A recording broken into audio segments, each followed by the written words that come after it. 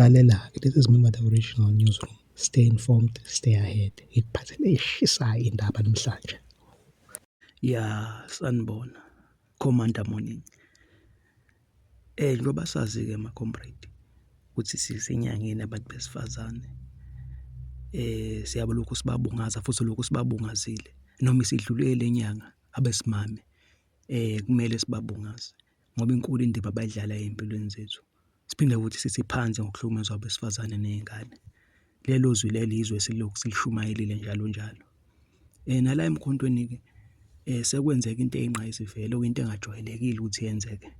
La sibona khona abesifazane bethathwa bebekwa ezikhundleni eziphezulu ukuthi nabaka beke babe abaholi.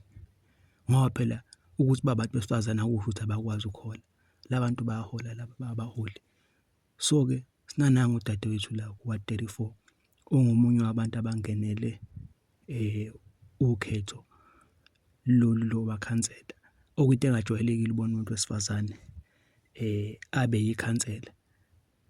So sithi nje kubantu besifazane nasi sibonele sisenzayo njengomkhonto wesizwe.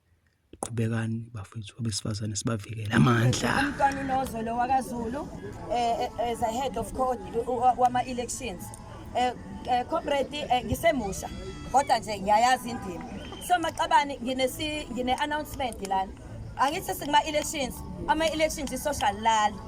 Asilali nje. On Wednesday, this Wednesday, sizoba no operation Bo again. La esizohamba khona sifuna ikhansela la ikhansela leli sifuna ukulifaka. Senze show nangu comrade. Ucomrade lo funeke aziwe na ingane ezelwe. You understand? Wonke umuntu amcule nje amcule amazi ngishelela uthi unekhala elicijile unjani. Abalazi abantu. We are going to make sure to ensure that each and every person, whether it's a colored, it's an Indian or Umxhosa, an African, must know ukuthi we have an African women also phatha la. My comrade ngolesithathu on Wednesday ekseni ngo11 siyahlangana comrade sihlangane la. So hlangana la Maqabane nimeme bonke abangezange yabona nje mina angihambi siuthunje kuphela ngibe ne problem nayo inwazi yasemawadini. Ufike wenza okunye abanye bathi haya yikho lonto kube njani usuzame ngayo yonke amandla ingakho ngifika lethi. So Maqabane phumani nihambe niyotshela amanye amawadi ke ngikhuluma ngewadi utshela iwadi newadi oyaziyo nomngani wakho kwenye iwadi umngani wakho sewadini yase 98 mutshela ufriend wakho uthi comrade siyakhukhula siyahamba siye wa 34 siyavuka comrade ngqoka iregalia uphatha ipeni akekho umuntu ophuma aye ku door to door without a pen ngoba ngazi usuku uyaphi ufika uhamba ngezandla comrade asabe nasebenzeni ukuze kusasa sibonge sithi uNkulunkulu silekelelile kodwa nathi we did justice for a comrade. Asihlanganeni Maqabane on Wednesday ngo11 la ama comrade namazone amanye sizokwenza invite kwamanye amazone. Wednesday siyawusebenza, uSunday siyawusebenza. Wednesday, Sunday till ama elections. Amandla wethu. Viva Mbokodo, viva! Viva! Maqabane useseyivala iprogram. Sebo, ama t-shirts webo mama. Ngitshela umphakathi ngesikhathi sothi Mbo siphethe nama t-shirt. Umi politiki. eParliament akusungiyaza ngingabikho involved kuma issues abafazi eThekwini. So whoever on the problem ukubona upheli ela must know ukuthi usazombona upheli.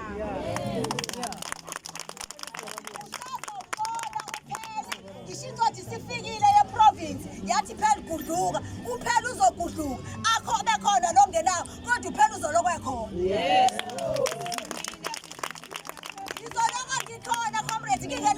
Ngingaphethe ngingekho kwiposition because ngilunga leWomen's League eThekwini. So Maqabane umuntu kumele azazi ukuthi ubani kuphi. You must know your story. And kumele uzazi ukuthi la mina mangiye exile ngangalandela amabhuthi wama comrades. Mina ngakhishwa into eyangikhipha eSouth Africa. And I was ready to die then. I was 14. And I'm still ready to die even today for this revolution. uma izwe lethu lingekabuyi I will not sit back ngihlale ngirelax ngithi ngi-enjoy isalary cha ngeke ngikwenze lokho angeke ngikwenze lokho Maqabane mama so comrades ngiyacela mina ngiyazi ukuthi uma omama bengasukumi kuningi esingakushintsha kule South Africa kuningi esingakushintsha eThekwini i-mother board ye-MK comrades noma bengasho baxovekile bebodwa bebodwa i-mother board ixovekile laba abakhona ngibahleli but when it comes to my issues oma women's league baphakathi futhi kuyona baqala nini balungisa ama-issues wabo amabhodi before bazongena kuthina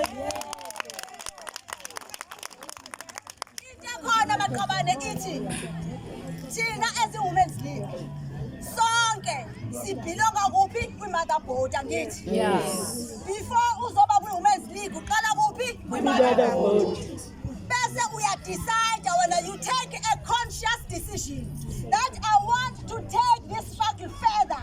I want to join in the women's league. It's not by force. Awuforce umuntu. It's a voluntary action oyenzayo wena ukuthi sengifuna ungena kwini women's league. Ujoina ngo-50 wakho ku-women's league.